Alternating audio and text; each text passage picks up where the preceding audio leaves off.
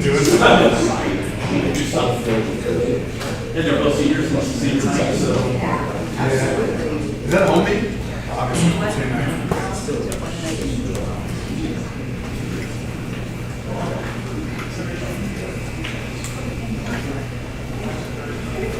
Sorry. There's no way it's happening.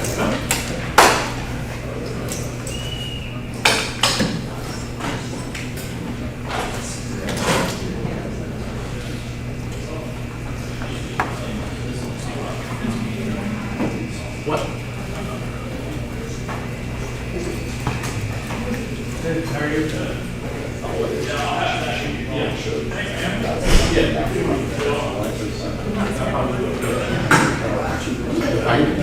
Yeah, you can do that now.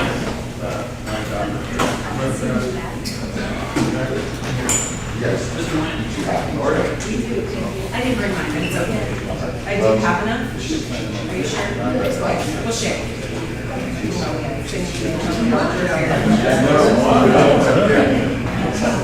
Very. I'm gonna expect that long side. That's fair. I need to get you guys. The board has work sessions for me, that's, No, I wasn't.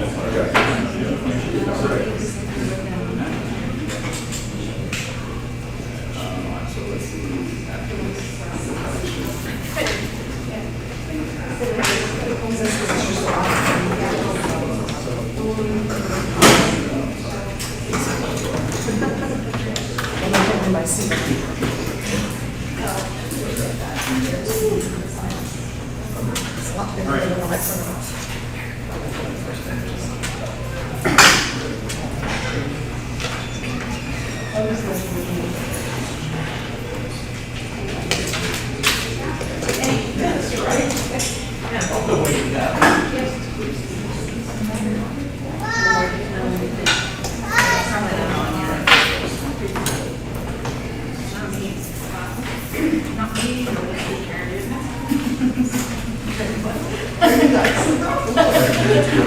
I'll wait for Mrs. Lucas to come back so we can start the recording. We've got a minute or so.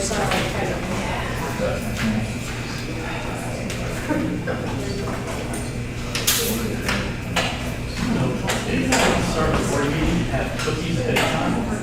I'm already feeling better. It just makes it a better board meeting. Yeah, probably. Probably is. Cafeteria. I'm so sorry. They did have it for a while before they changed it. I could not see. Yes, it's fine. We got to put your number in. No. All right, sorry. Okay. You're welcome. Ready anytime. You ready? Yeah, it's live. Yeah.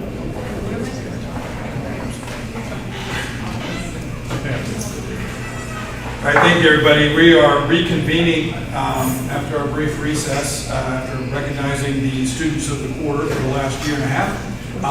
And we are at Roman numeral 3B in our agenda, recognition of visitors and communications, continued Friends in Education 2022 award from VBTA and recognition by the Board of Education for Michelle Vincent. I have a favor to ask. Michelle Vincent went to the cafeteria at the intermediate building. She's on her way to this cafeteria, and that was my fault because I told her cafeteria. That we could just amend the agenda to Yeah. move that till I whenever she gets appreciate here. that. Thank you. Whoever's talking when she walks in the room, we will stop in mid-sentence Thank you. and go from there. Okay. All right. Roman numeral 3C, transportation presentation by first student. So I'm going to invite up Mr. Everhart and Mr. Ellington from First Student just to talk a little bit about where transportation is, not just here at Valley View, but in the state, in the nation. Because that's one area that has been affected by a number of different factors in our society. Sure. Is there anyone specifically that you'd like us to? If you could be closer to the microphone, just so that the people at home can hear. Sure, absolutely. You don't have to be on camera, but just closer to the mic. Okay. So my name is Joe Eversole. I'm the Area General Manager for First Student, and what that means is I manage 12 school bus operations across the state of Ohio, and actually one in Indianapolis as well. And Mike Ellington is our location manager here at your local school district. For those of you that may know Rick Wharton, he retired at the end of last year. We hired Mike in October, and we had them do some cross-training for about a month and a half before Rick retired. And so Mike's been here this school year and has done a good job for us. So we wanted to come today, really just kind of introduce ourselves and put names and faces together, and then talk a little bit about some challenges that we're seeing in the transportation industry, and just kind of give you that information so that you guys are aware, and as you guys plan for the future, you guys can take that into consideration. So a few things that you guys probably have seen on the news. School districts, according to School Transportation News, about 81% of all school districts in America right now are experiencing severe driver shortages. I can tell you, the 12 that I mentioned we've had a lot of challenges, specifically in places like Cincinnati and Indianapolis, where we've had to either bring drivers in from other first student locations, or in some cases, we've had to go remote and things of that nature. We've been fortunate here that we haven't had to do that this year. And I'll talk a little bit about why I think that is. We did wage analysis for all the school bus drivers and monitors here locally, and we actually did an increase this year back on March 7th.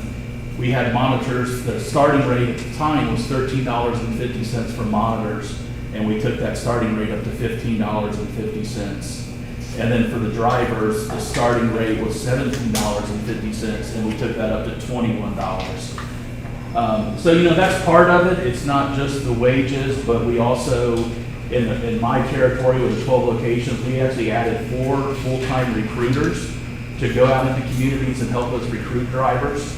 And so we've kind of taken a two-pronged approach to recruiting and retention, and we've had to put some additional financial resources there to make that happen. And again, like I said, Mike's done a great job. The other part of that analysis was we looked at our current employees and compared them to other districts to see how they compared with their experience and what the market was at, because we're seeing where other districts are quote unquote poaching our drivers and offering them more money, different types of benefits to recruit them away. And so we want to make sure that doesn't happen. And we've been successful so far here. So kudos to Mike and the team here locally. Another thing I think it's a challenge, and you may see this if you've gone to try to buy a car recently, whether it's a chip shortage or just supply and demand. School bus manufacturers are having trouble producing buses fast enough, basically. And First Student, if you don't know much about us, we're the largest school bus company in North America. We have about 40,000 employees. We operate in 40 out of 50 states plus Canada. And so for us, we leverage that with Thomas Bus. And we get about 40% of every bus that they produce right off the production line. We get the first 40% of buses because we buy so many. But they've had trouble with factory shutdowns, with parts shortages, things of that nature. So typically, in a normal year, if we were going to order fleet for the following school year, we would place those orders by April 1st. But what we're seeing is some shortages on buses where they're telling us it might be a year or more wait. Vans in particular have been challenging. The Type A school buses, which are like the shorter school buses, those are really hard to get right now. Wheelchair lift buses, any kind of additional things like that, have been a little more challenging than most to get. And then obviously, much like the rest of the world with fuel costs being higher and inflation being up over 8%, we do all the repairs on the buses, so those parts that we have to order and replace on buses, the cost of those are going up pretty significantly in some cases as well. I understand you guys are getting a new school. Congratulations on that. Just industry-wide, we're seeing where we have projects, whether it's a new contract or fixing up old facilities or moving into new ones. We've seen construction costs increase significantly. We had a project in Indianapolis that basically got stopped because the investor did not want to, even after the price doubled almost, they didn't want to continue with the project with all the uncertainty of contractors, things of that nature. So, long story short, there's just a lot of challenges out there. And like I said, we've been very successful here. We haven't had any issues with driver shortages, but I just wanted to kind of address the board and let you guys know that we've been proactive in working towards that.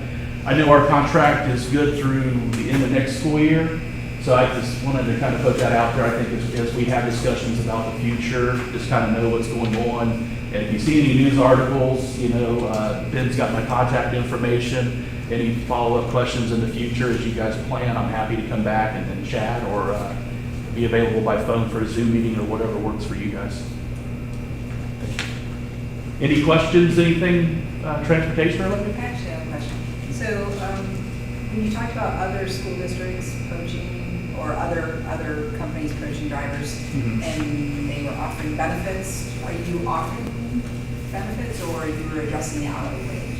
Yeah, so benefits could be kind of a general term. So I mean, it could be healthcare benefits or dental, but then there's also benefits, for example, what are the guaranteed hours of the contract? So I'll give you an example. In Cincinnati, historically, the industry average was like a 4-hour guarantee. But now we're seeing districts that have gone up to 4, 5, 6 hours. Like Indianapolis recently went to 6 hours. And our Cincinnati contract for next school year is going to be a 7-hour guarantee. So every driver, even if they only work 4 hours, will be compensated for 7 hours. And we have seen a lot of improvements around recruiting in Cincinnati with this announcement and the wages being increased.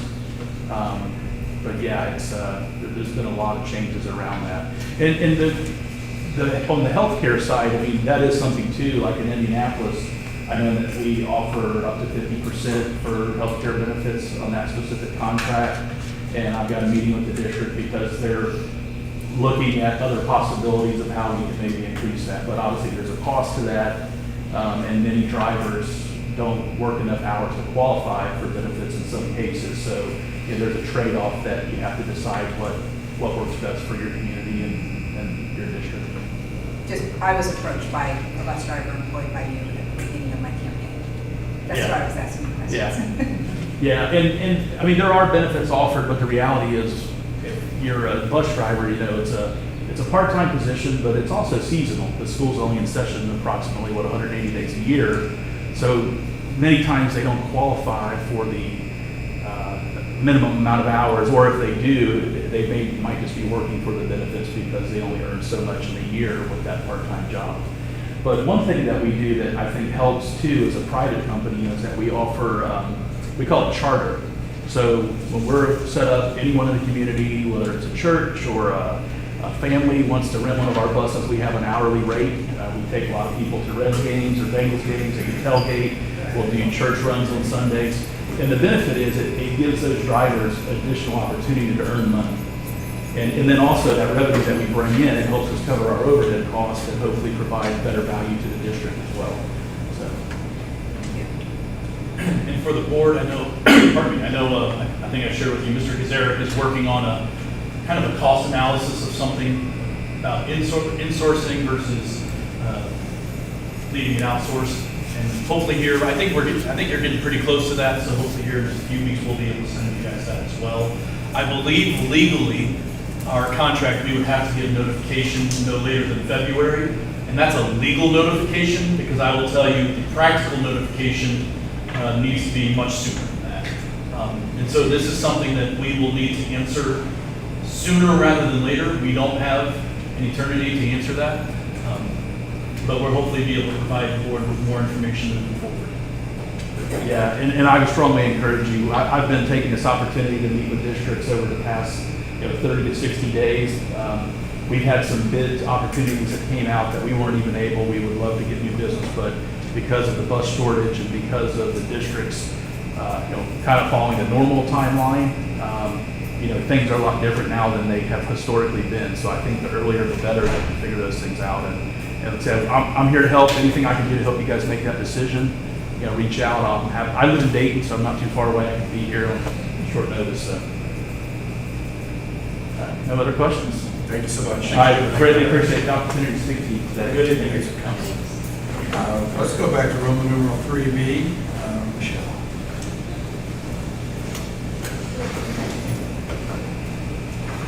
Thank you, Mrs. Beck. one introducing. This is Michelle Vincent. She works at the Germantown Public Library, and she is the 2022 Friend in Education winner. BBTA sponsors the Friend in Education Award every year. We have people nominate, and then we have our executive council vote. And Michelle was the clear winner. I'm going to go ahead and read the nomination form that was submitted by 2 intermediate teachers for Michelle. They said Michelle goes above and beyond for our students and teachers by putting books in our hands that we wouldn't otherwise have the opportunity to have. When we lost the librarian position at the intermediate school, Michelle made it her mission to still make sure our students were being exposed to new books and reading. She brings countless bags of books up to school each week. She teaches lessons on e-reading options, and she makes sure everyone has a library card so that they can still have access to reading. She does all this for free and out of the kindness of her heart. She is the true definition of a friend in education. And that was the nomination form submitted by Anna Swanson and Callie Purvis. Those are 2 of our intermediate teachers. And my room at the intermediate is on the 2nd floor, and I can see right down the hill. And I watch every day just tons of classes walking. They do walking field trips, and that's organized by Michelle. She invites students to come down to the library, and there are just countless streams of kids and teachers every day that make that walk from the primary and intermediate building down to the public library. And Michelle, like our nomination form said, she brings books to the school. She also comes into the library that we have in the school and does some activities with students down there with books. So we just really appreciate her. She doesn't have to do all that, but she chooses to do all that because she wants students to love reading and have access to all the books that they would want. So thank you, Michelle.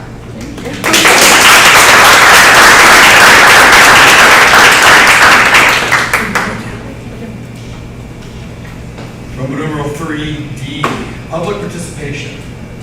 Does anyone fill out the forms? Okay. Roman numeral 4, approval of minutes from the regular board meeting of April 11, 2002. We'll all have a chance to look at those. Would someone like to make a motion, please? Make a motion. Do we have a second? Second. Please call the roll. Mr. DeGroat. Yes. Mrs. Isaac. Yes. Mr. Rudd. Yes. Mr. Skidmore. Yes. Mrs. Smith. Yes. Roman numeral 5A, building project, discussion of building project. So where we are, it doesn't truly affect the building project itself, but there's going to be a few things that the district we're going to have to do, but the JED did pass last week, so there's going to be a few things that as a district that we're going to have to put people on like a JED board, so we're going to get more information, and hopefully that'll be presented probably at the next meeting as we're moving forward.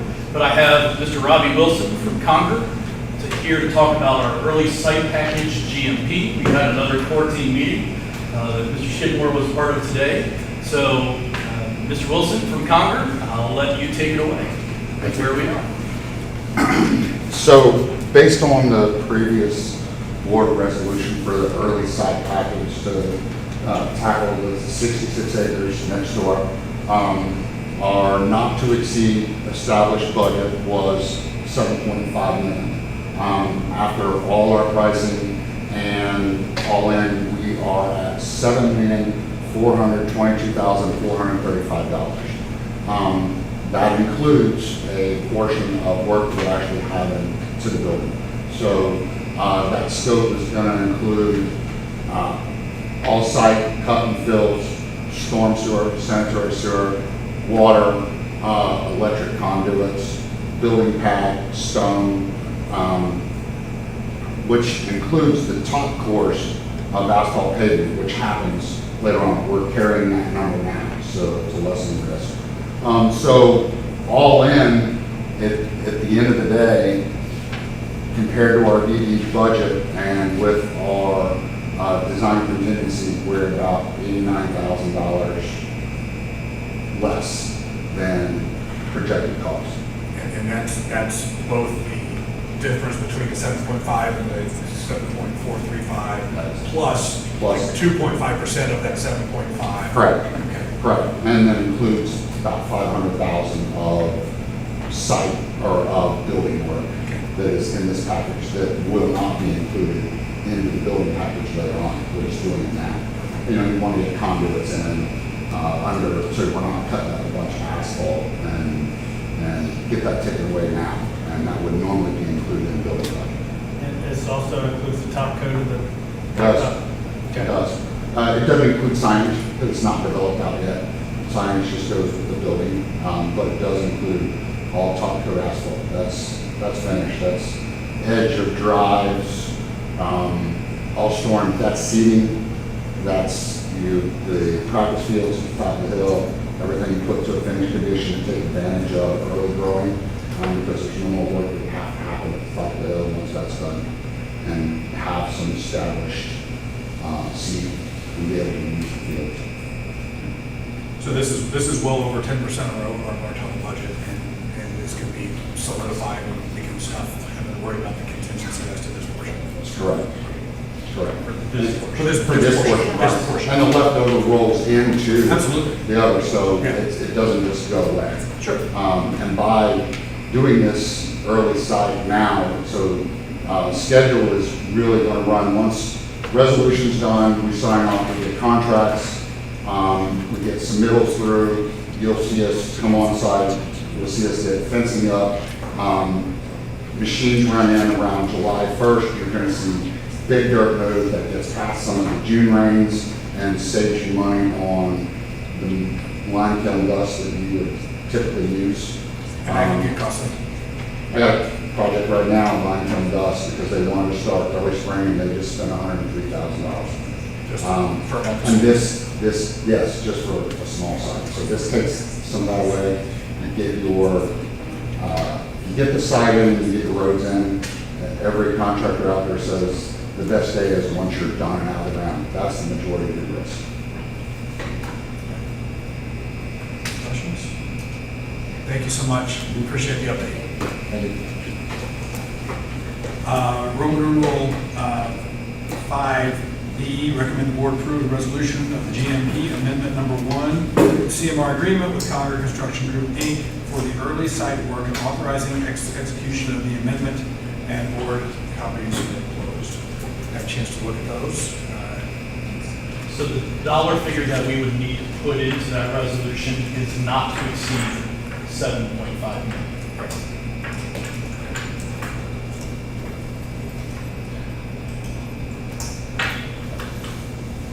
Would someone like to make a motion that we adopt and approve the resolution with that 7.5 million not to exceed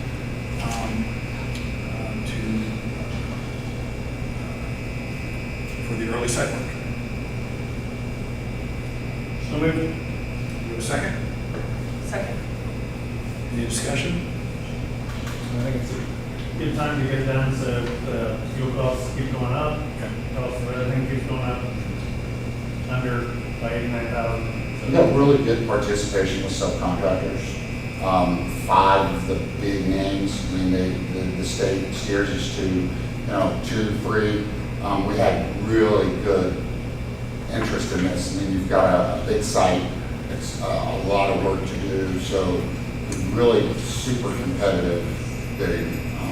In this market, sometimes you're lucky to get a couple. To get so many going after the same project was definitely savings to. And Robbie, you said there was a lot of local people that were putting in. Yeah, a lot of names that everybody would, people have been waiting for this project for a while. They've seen it out there and knew it was coming, and it's drawn a lot of interest. That's correct. Any more discussion? I can tell you I was thrilled when I saw this number. And Yes. so, yeah. Just make that happen every time. Now, like, I heard the next is, I gotta get some big equipment here for groundbreaking. Yes, sir. All right. Any more discussion? We have a motion, we have a second. Please call the roll. Mr. DeGroat? Yes. Mrs. Eisner? Yes. Mr. Rhodes? Yes. Mr. Skidmore? Yes. Mrs. Smith? Yes. Roman numeral 6A, financial presentation.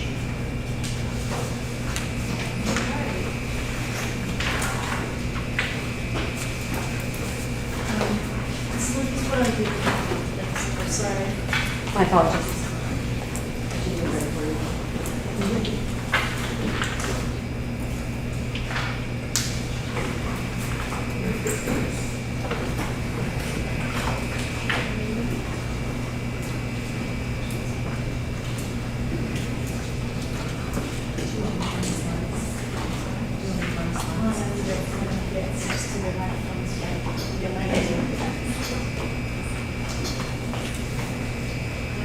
The smart board was smarter than me, so technology is not my projection technology.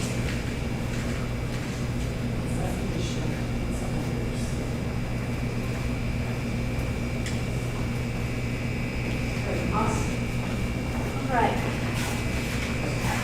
Thanks for this opportunity to talk with you.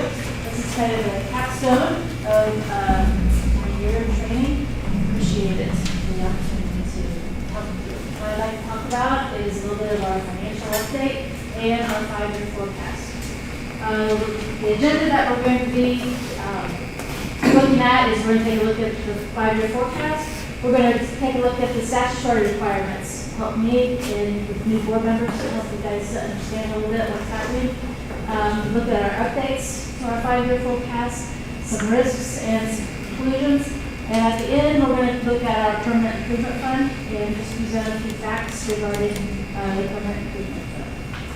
So statutory requirements. Every school district in the state of Ohio is required to submit a 5-year forecast in by November 30th of each year and an update by May 31st of each year. The 5-year forecast contains 3 years of actual information and 5 years of forecast. The Valley View forecast, fiscal year 22 is still entered as a projection. It's one of the 5 forecasted years rather. But it contains 10 months of actual information and 2 months of forecast. So that this forecast, our 5-year forecast, is updated. On the revenue side of the house, we have all of our revenues collected for fiscal year 2022. All of our property tax, income tax, and state funding has been updated in the forecast. There might be some miscellaneous things that come in that we're not expecting, such as interest, student fees, those kinds of collections. They're minor, and they just will come in, or we recognize them when they come in.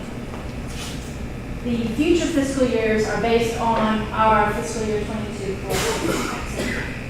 Then our expenditures in fiscal 2022 remain unchanged, as all of our summary line items, the way we're used to looking at things, wages, benefits, educational support, those are all trending slightly under budget. So leaving our projections as they were in 2022, we thought they were good. You'll hear this at every S&P 500 board meeting, the risks that we face right now. We do face similar risks. First risk that I'd like to address is the new state funding model. That was scheduled and planned for a 6-year phase-in. So they passed it earlier this year. We started getting funding in January, but our state only operates on a 2-year budget. So we have 4 more years that the state is committed to, should be properly funded, passed in a budget. But there's no guarantee that budget will pass. So that is a risk, the extra 4 years. Inflation and general economic uncertainty, we hear it every day. Our supply chain issues, that has a direct impact on our expenses, as we heard just a moment ago with our first student. Labor market shortages, again, we're hearing it, it's real. It's really putting pressure on that side of the business. The pandemic, while we're in a good place right now, you never know when a new variant or mutation might show up and what impact that might have on our lives. So that is still a risk. Along with that is the impact of the ESSER funds. we have been focusing on addressing loss of learning with our ESSER funds. That's where the majority of them have gone and are going now. Our ESSER 2, there were 3 ESSERs. ESSER 1 is completely spent. ESSER 2 is scheduled to be completely spent by fiscal year 23. And the ARP ESSER, the 3rd ESSER, is set to expire in fiscal year 24. Our risk here is that enough to address our learning losses that we have experienced in the past 2 years? That's an unknown. This is what the 5-year forecast is. Now, in your board packets, you've had a state recognized 5-year forecast. And what it does is it basically slices and dices our detail a little bit differently. This particular 5-year forecast that's presented in your presentation is how we are typically used to seeing a 5-year forecast. So in the state recognized 5-year forecast, the revenue bottom line number is exactly what we see here. But we see it here the way we're used to seeing it. Our property taxes, our state funding, our income tax, our rollback. And same thing with the expenses. This is the state forecast, just slices and dices it just a bit differently. We're used to seeing things, salaries, benefits, curriculum, maintenance, transportation, and everything else.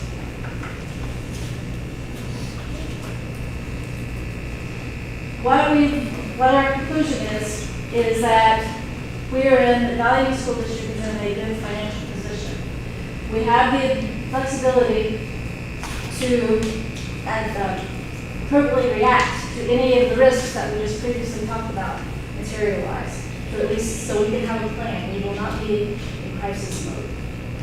And current projections indicate a healthy general fund balance beyond 2026.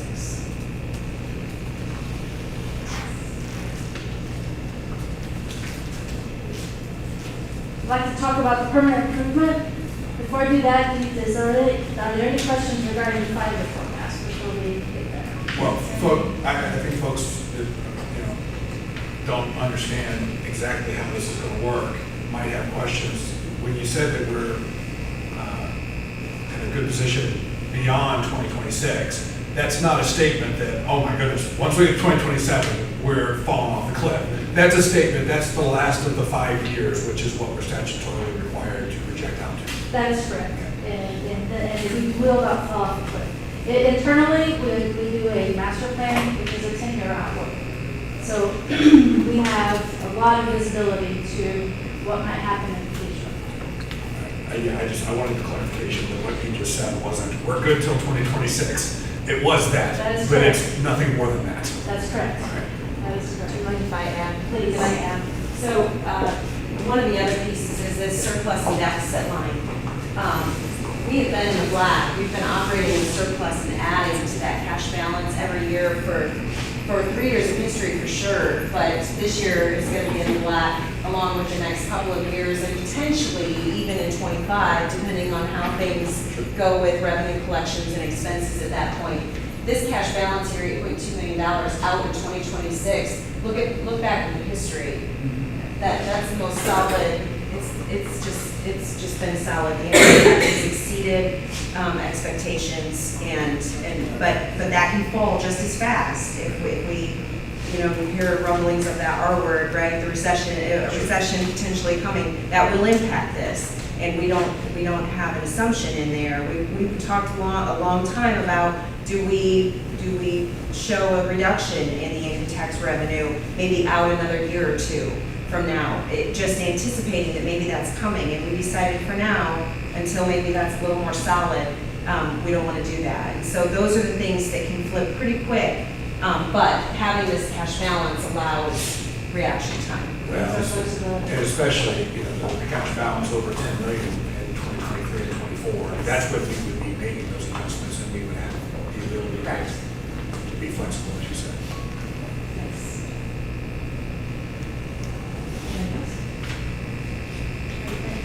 Just some information about our permanent improvement fund. I'm sure we'll have questions and we'll get into discussion, but I wanted to present just some basic facts regarding that. We currently have approximately $900,000 in our permanent improvement fund that is available for projects, future projects. In the last 4 years, on average, we have spent $875,000 out of the permanent improvement fund on various projects, technology, textbooks, that kind of thing. We collect approximately $1 million annually into the PI fund. I have a quick question. Go ahead. Is this average PI annual expense, 875, Correct. or 4 years Annual. total? Annually. So assuming next year is like a year that we see on average. We got 900, we spent 875, but we need to add $1 million.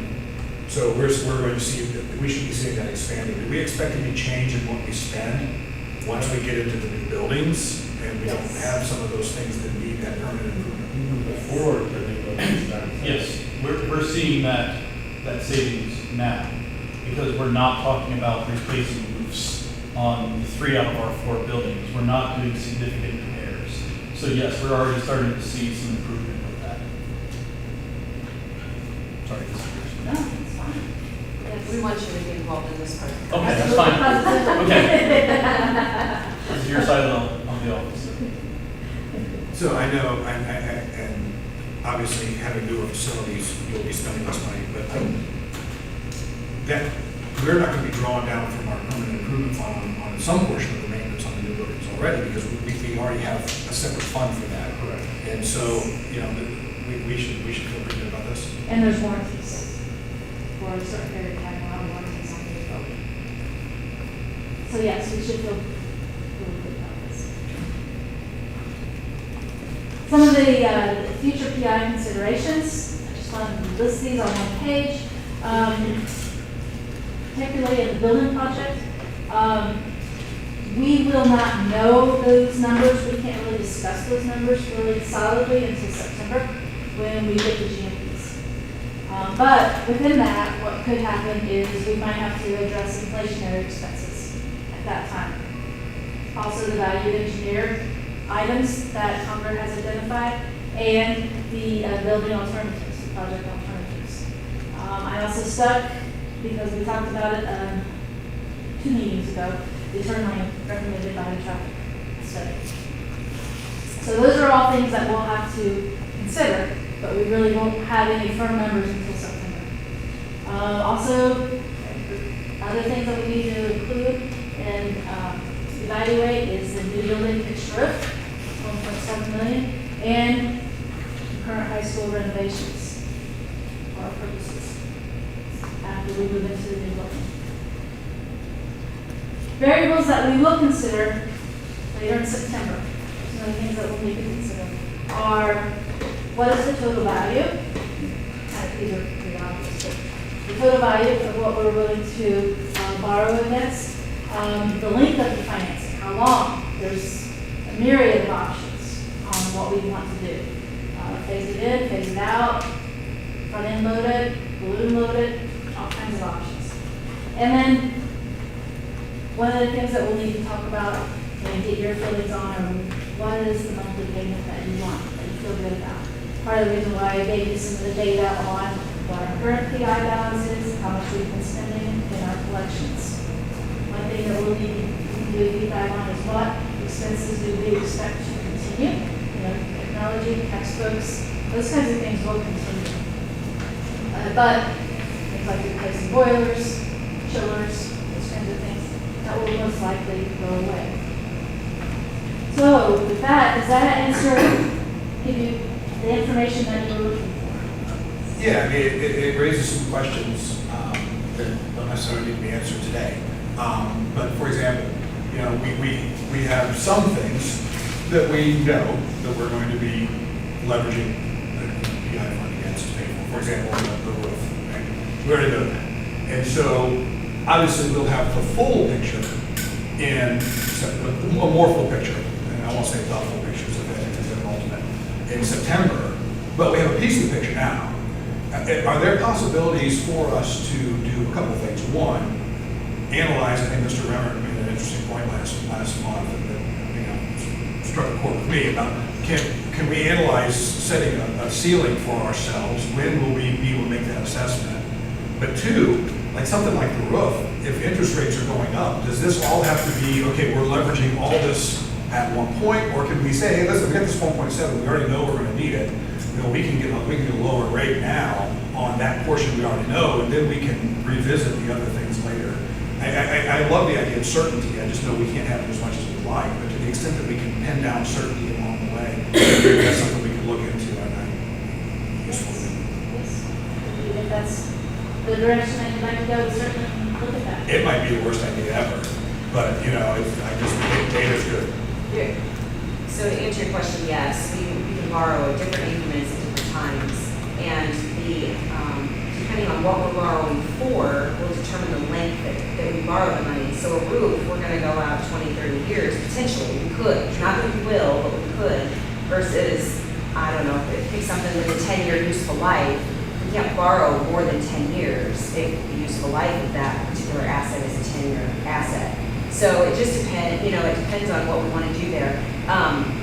So we can work with our finance team, and that would be the underwriter and our municipal advisor, those people who specialize in these types of deals. We can work with them on an incremental type of financing to make sure the interest rates and all the work that goes into that we're doing more appropriately. So we can get low interest rate for 30 years because it's a roof, just saying. And if we could lock in a low interest rate, we don't have to take the 1.7, say it comes in under budget, like other things have, then we would only have to, Right, yes. and we'd have that interest rate locked in. Yes, but what I will tell you is the interest rates have risen quite a bit, so, you know, Between now and September. yeah, that's just it. Between now and September, I'm not sure what they'll do, but we're having conversations with them already about that, and what they're estimating a 4% interest rate, and the deals that they're doing right now are at 4%. I mean, that's not even a conservative rate that they're using. So that's much higher than, you know, than the interest rate that we got when we sold bonds initially. So, but there's always refinancing options down the road and things that we can do, you know, to help with that, you know, out 2, 3, 4, 5 years or whatever. We'll work through that. But yes, we'll keep working with them. And you know, I think the thing that's important here is that we just still have so much that's unknown. That until that, like that GMP to me is when we can say, okay, go, right? I mean, I think there's so much more that can be planned at that point because we'll know how much project overage we have in some of those unknown areas.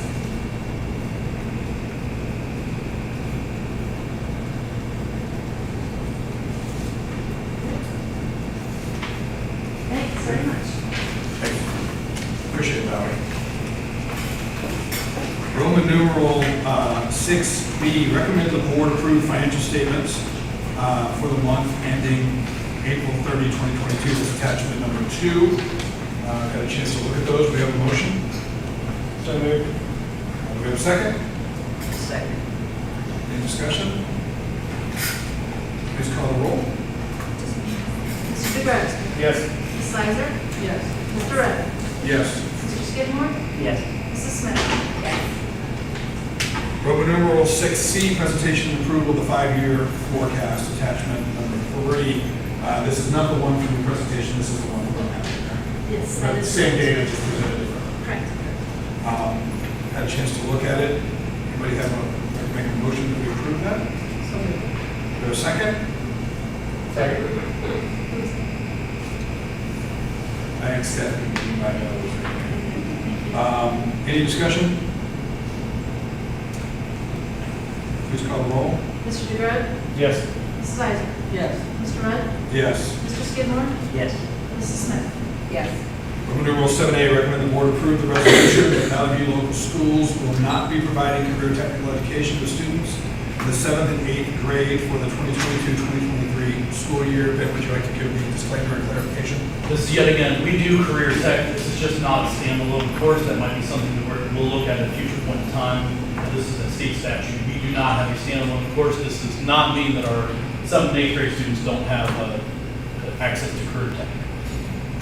Do we have a motion that we approve this resolution? So moved. Do we have a second? Second. Any conversation, discussion? Please call the roll. Mr. DeGrove? Yes. Mrs. Sizer? Yes. Mr. Rudd? Yes. Mr. Skidmore? Yes. Mrs. Smith? Yes. Roman numeral 8A, personnel, approve personnel action as recommended, attachment number 4 to the board package. Anyone like to speak to this? Yeah, in fact, I have a fix that we need to have. We called it at the last people. If we can look, I'm looking on my agenda for where it is in the personnel consent section. If I keep scrolling, I'll find it. Katie Stuck, I'm looking under, should be renewals for next year. There we go. It's the next to last grouping that you're going to see. Katie Stuck should actually be at step 7 for Katie Stuck. And Layla Coons should actually be at step 9.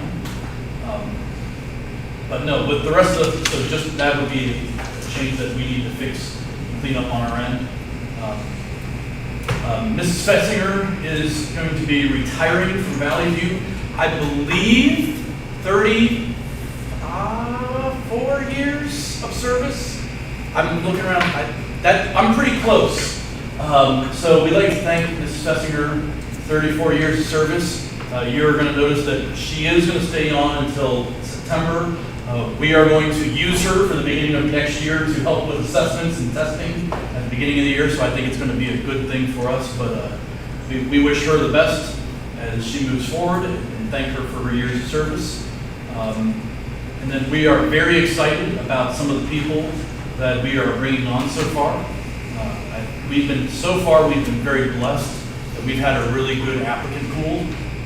We do have more changes that are happening here. We have some staff members, and I think I've tried to update the board a little bit. Some of the staff members, just because of how contracts work, they haven't been board approved yet at their new places of employment, but I appreciate their willingness to talk to us and work with us. Mr. Kazarick has been involved, so we've been actually interviewing so that when they are board approved at their new places of employment, that we're ready to go to replace them here as much as we can replace. I'm going to use kind of the Ohio State football fan. We don't rebuild, we just reload. So that's going to be kind of our mentality, but some of these people that are leaving are really tough shoes to fill. So I'm excited about the people that we're bringing in, and I think are going to be good fits for our district and our community.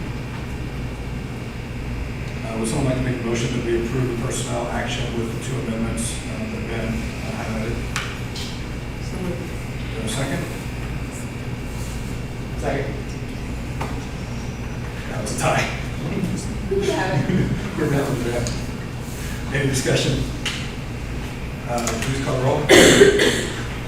Mr. DeGraw. Yes. Mrs. Isaac. Yes. Mr. Rudd. Yes. Mr. Skidmore. Yes. Mrs. Smith. Yes. Roman numeral 8B, approve and enter into the official board minutes the names of the 2021 graduates as verified by the high school principal. Board copies are enclosed. We've had a chance to see that. Would someone like to make a motion that we approve the graduate list? So moved. We have a second. I think we have a second. Any discussion? This should be 2022 graduates. Yeah. Reflect the proper Right. number of minutes.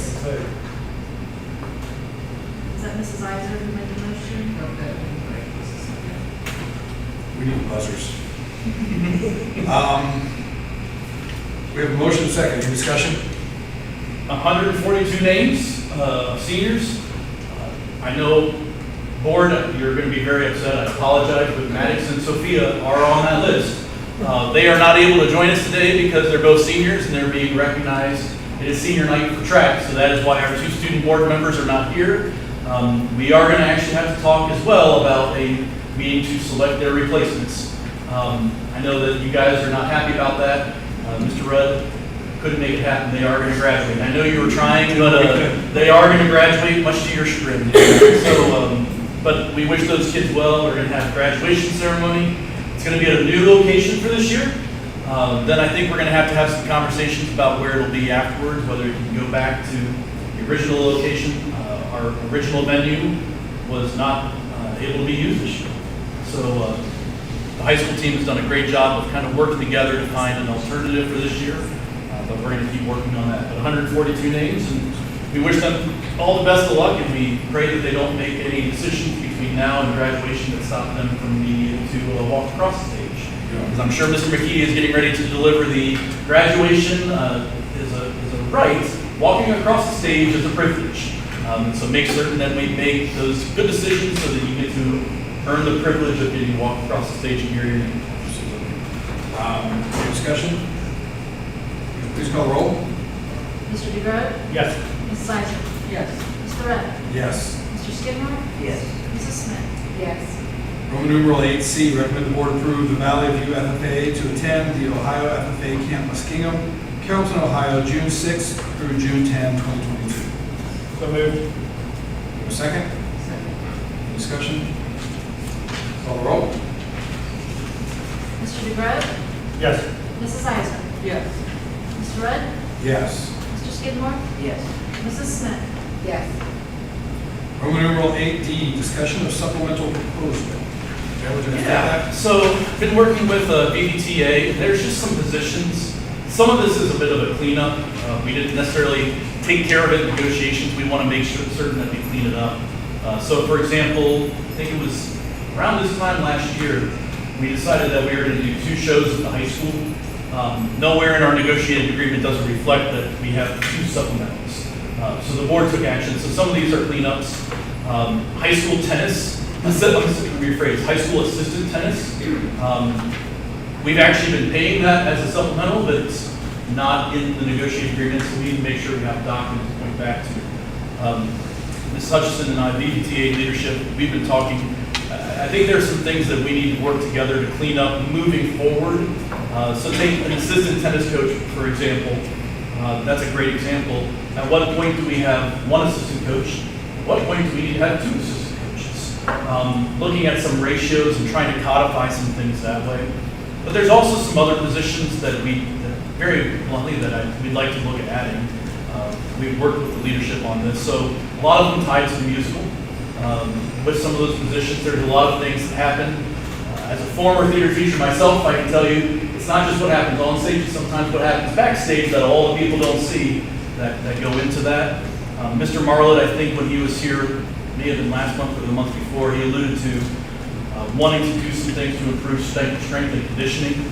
So we do have conditioning coordinators. This would be increasing the number of conditioning coordinators, so it was more of a year-round process. Elementary music, since I see Ms. Paul right here right now, contractually, if we want to have teachers to do things after school, there's a supplemental contract. She has concerts and various things, and how many, I know this, you helped with this, Mr. Burns just told me the other day, how many current 4th graders are signed up for 5th grade band next year? 63. That's what I thought. Oh, I thought it was 60, so that's 3 more than what I thought.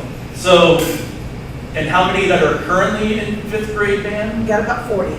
So, just for this, so we can understand the scope of that, we have more soon-to-be 5th and 6th graders in band than we have 9th through 12th graders in band right now. So I think that's a testament to the work that they're doing at those younger grades, getting kids involved in that earlier and earlier. One of the other supplementals on here, Middle School National Honor Society. Mrs. Thomas was kind of begging for that for some years, wanting to have that, and Mr. McKee has echoed that. And we've got a new high school disc golf club that's been doing some good work, and that's starting to take off. So these were ones that we would look to add. I just got some verification. We're just looking for feedback from the board. What we technically have to do for approval is go and negotiate the exact pay levels with BDTA to have an MOU for that. I will tell you, the pay levels that we have on here are what we've talked about with BDTA leadership, so there wouldn't really be any surprises. But these are just things that we think we should do to enhance what we're doing with kids. I'm sorry, I skipped by the one that has a weird title. Animal educator. So we have, for people that have an elementary student, Juniper Joy is our newest staff member this year. Juniper Joy is a pug dog. And Juniper Joy has been bringing joy to a lot of high school kids. Needless to say, it takes a lot of time for that educator before and after school to do care for the dog, but I think it's been a really welcome change. I won't do Juniper as good of service as I probably should, but I do know Mr. Phillips, I think, may be part of it at the preschool, that we have a student that didn't want to comply with rules or do much of anything, but when Juniper is at school, the student will do anything to make sure they spend time with Juniper. And so Juniper has been a blessing for our community. So I just want to get feedback on these supplementals, nothing for board approval tonight, but making sure we get feedback so that I can continue to work with VVTA leadership. And if there were some things that I received positive feedback on, that would be something that we could hopefully bring back in June. I think everything we talk about furthers one of the objectives of the district one way or another. Yeah, we got music, we got athletics, we've got academics, so. I think Are we confident that there will be a position of people that are interested in filling these positions? I mean, I don't, Yeah. it's kind of what came first, the chicken or the egg. Yeah. But, I mean, with doing I mean, I really like to hear, that Mr. Marlett is interested in doing some strength and conditioning work with our student athletes to keep them safe and healthy. And so, I mean, are there people that are qualified and or interested in doing things like that? He very much believes so. Okay. He feels pretty confident about that. He's also looking at it from a safety standpoint, that having two people around to supervise instead of just one is probably a safer move for the kids. Mr. Marlett, from the jump, from his beginning interview, and he is still relentless about it today, he said his goal for Valley View Athletics was to make sure that we had the best strength and conditioning program around. Not just for one sport or another sport, but for all sports. Because it is his fervent belief that if our students have the appropriate strength and conditioning for their respective sports, that's going to make us more competitive and help prevent injuries and make sure we're just promoting overall wellness. it'd be interesting to explore whether that type of a new position could be utilized to assist with strength and conditioning for kids that maybe aren't in sports. Yeah. Maybe strength and conditioning for the sake of strength and conditioning. Yes. And so that might be something. Yeah.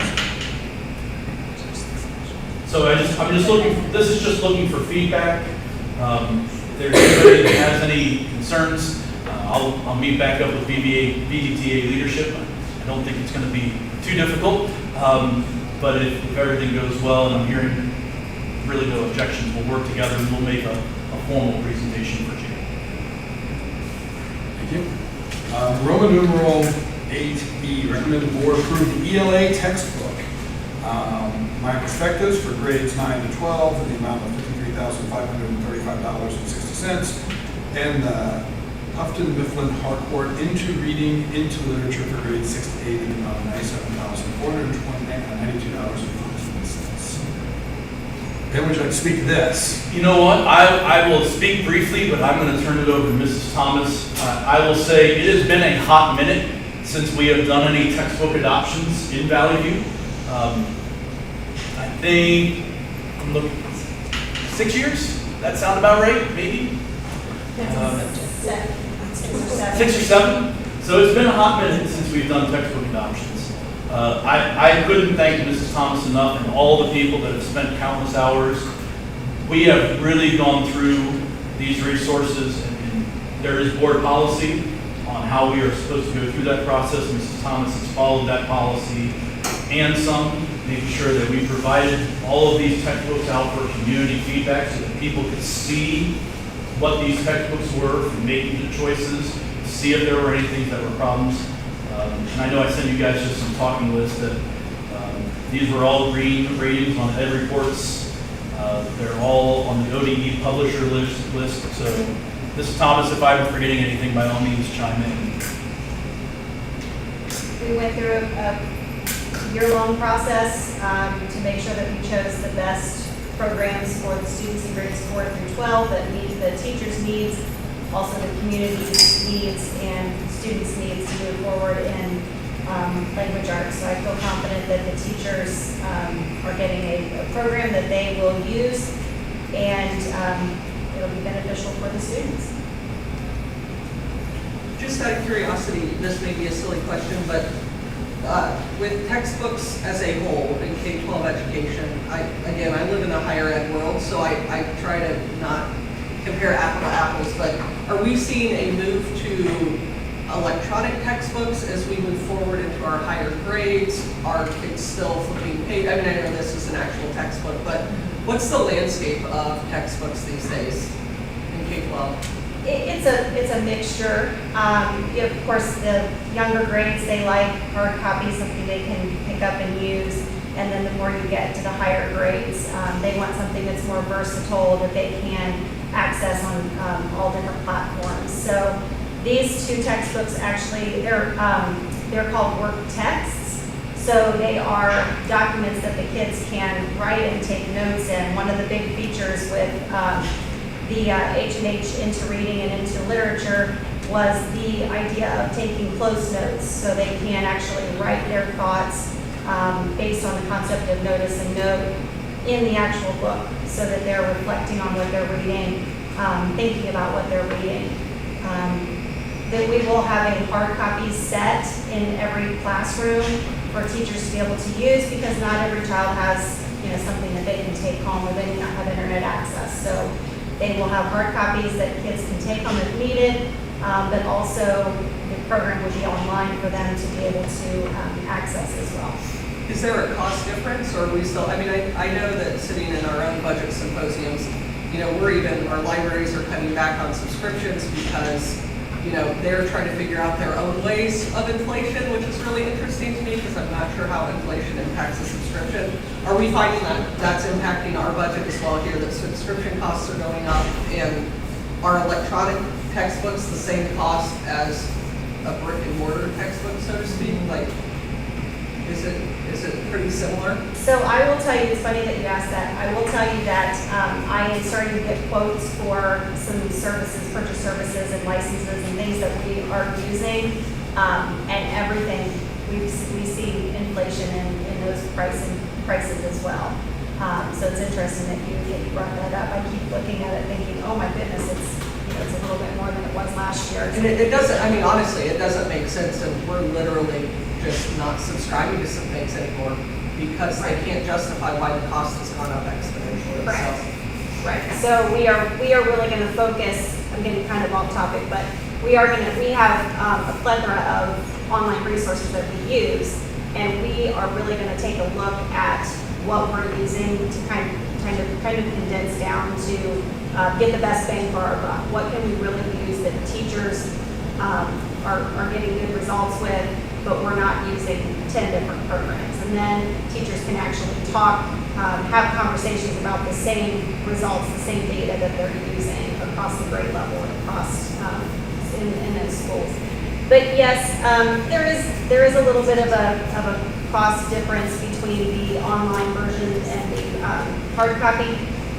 They actually want you to purchase everything online, and the books, the hard copy books are kind of a second thought. So they really want you to have the licenses to be able to have those interactive features, and then they're like, well, we'll include the books, for a little bit of an extra cost. So we are moving towards those online books. And since the BPTA is here, I just kind of wanted to ask your thoughts on how as we're seeing the shift into a lot of electronic versions of things, how do teachers like to teach from electronic versions? Is it a big transition, or is it pretty seamless transition?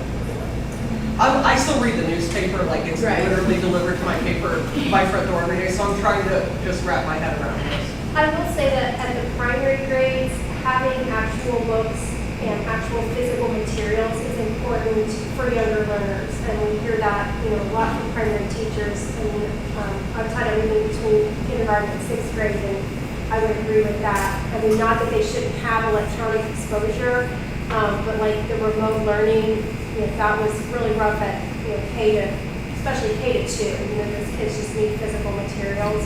And then you also want to expose them, of course, to electronic element. At 4 to 6, we can do a lot more with like Google Classroom and the online text. It works better at the intermediate, but they still also need some worksheets and physical materials. So, just kids of elementary age need some concrete materials along with anything electronic. So I think exposing them to both is important. I would say too, when I taught 8th grade ELA, just like Nicole said, I prefer to have a lot on paper so they can annotate, to do the handwriting, to show the reading, to show their thoughts, all that. I really like the paper for that. You do have to have some online, they have to be used to that, they have to be able to read on a screen. I will say Jen Harshberger actually did her research, I think it was for her master's, her thesis on comparing kids' comprehension on an online, the same piece, read and answer questions online versus paper. And I believe, I can't speak exactly, but they did better on paper. So I think it has to be a blend to prepare them. Sure. But getting rid of paper altogether is, I don't know. I think we need some of that still. And kids still have that, so. Thank you. Sorry, I didn't mean to kind of go off on a tangent. It's just something that really interests me in screen time and technology and classrooms and all that good stuff. I think it's definitely, it's a double-edged sword. It's fantastic. But then, to what extent?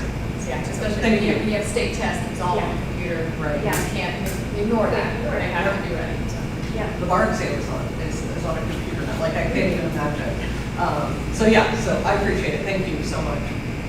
Yeah, I would add to that too, my bachelor's, master's, and just finishing my doctorate, it was all online, all electronic textbooks.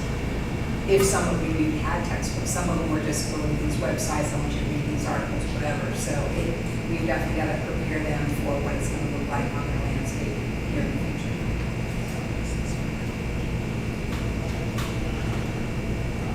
I just had, did you get any objection from anybody in the community about any of the content of any of these texts? I did not. So if you have a child in the school, you've got the parent square that we sent links out to all of the textbooks once we narrowed them down to get feedback, and I did not receive any positive or negative feedback from parents. So. Okay, I guess if they didn't get the feedback, that's one thing, but like, are you comfortable with the content of these books? Yes, I am. Yes. Any other thoughts? Okay, well then, would someone make a motion that we approve the recommended ELA textbooks? So moved. We have a second? Second. Any discussion? Who's, hold on. Mr. DeBroat? Yes. Ms. Sizer? Yes. Mr. Rudd? Yes. Mr. Skidmore? Yes. Mrs. Smith? Roman numeral 8F, recommend the board approve the preschool handbook for 2022-2023 school year. Board copies enclosed. May I turn to speak to that? I've got Mr. Phillips here. We've had a preschool handbook in the past. We've never actually board approved it. And we thought that would probably be a wise move, since we typically say our handbooks are board approved, but that one has never been board approved. Can the kids read them? No, the parents. So, and a lot of the information in those handbooks is probably more apropos for parents. I don't know, I shouldn't, maybe some of those preschoolers could. I believe there are a few that might be able to. Mr. Phillips, would you care to share any thoughts on the handbook? I think, sure. I think overall it's a good first handbook to bring to all of you. It hits all the key parts. We address the very public lottery system that we're going to be heading to at the start of next school year. Well, no, I'm sorry. We will address it a year from now, kind of in the spring of next year. We'll be talking about the lottery system for the following year. I'm already fielding questions about that from parents who obviously haven't even seen the handbook yet, but the information's all in there. The information about tuition, as you all discussed and approved last month, is in that as well. And it meets and aligns with our step up to quality and licensing, which are what run the preschool. It's good. Would someone like to make a motion to approve? So moved. Is there a second? We have a second down here. Any discussion? Second was Ben. Discussion? Please call the roll.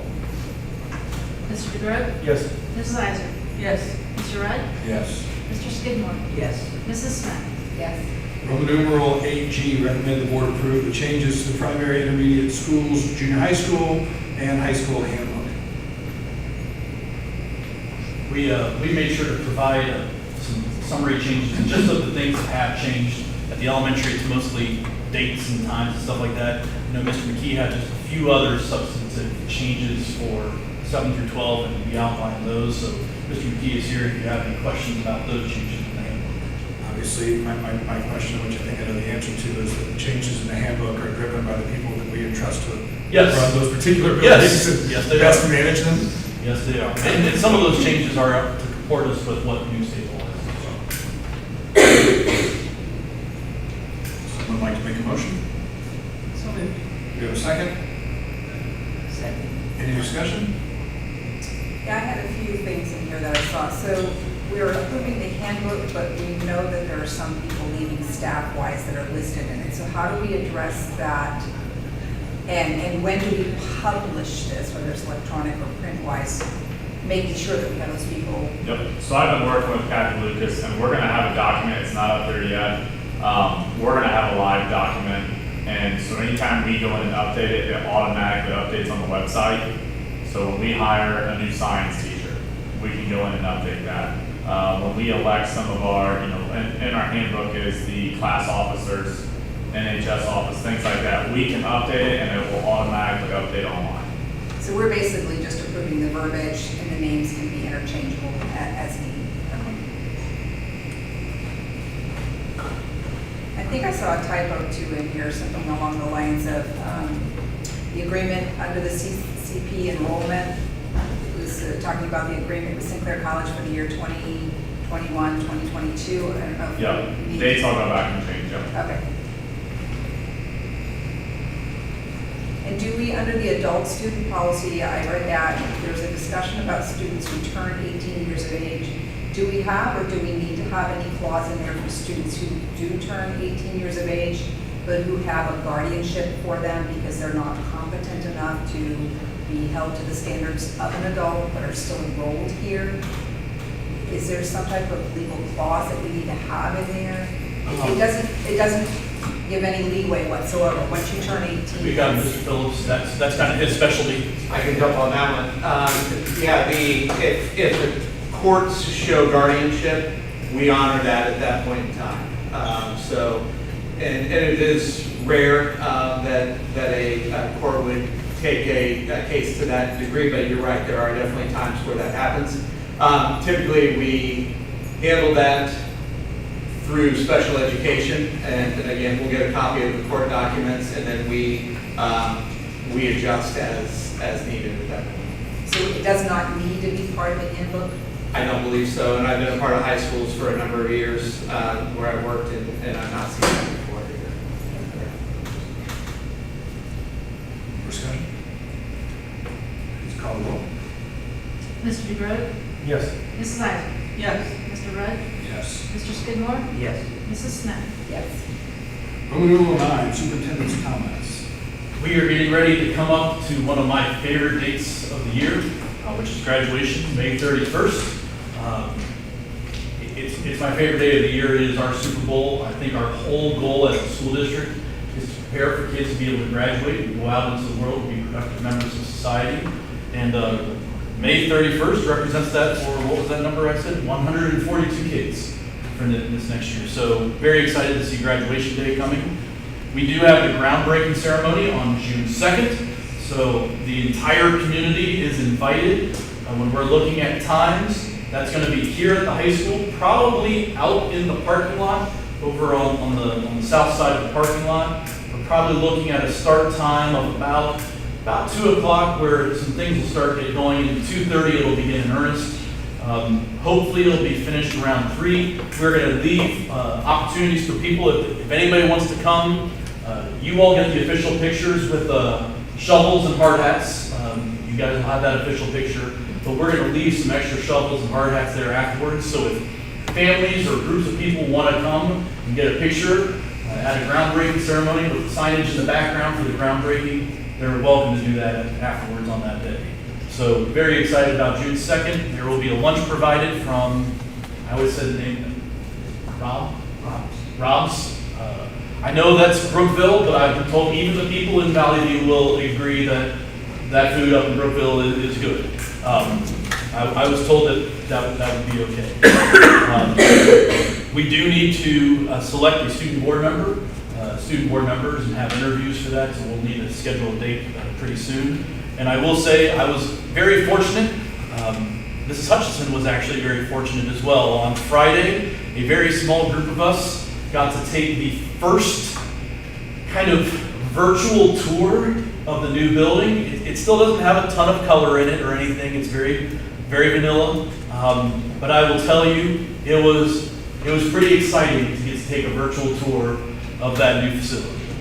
So it is moving along, and on June 2nd, after the groundbreaking, we will have that video be able to go live for our community members. So all of our community will get to go and take a virtual tour of the new facility. So I'm very excited for that, coming up here in less than a month. Board member comments. How would you like to go first? Sure. Well, I just want to say congratulations to all the 22 grads and good luck with what the future holds for you. So I have. Just want to congratulate the tennis team for winning SWBL. That's pretty exciting.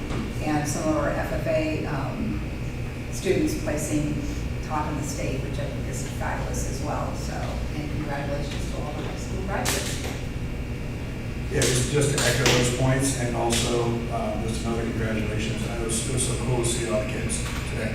That was probably the most enjoyable thing we've gotten to do, at least in our tenure on board. So it's a good thing, and the more ways we can find to get the kids in front of us, the more we're reminded of what it is we're doing in more games. So I really enjoyed that.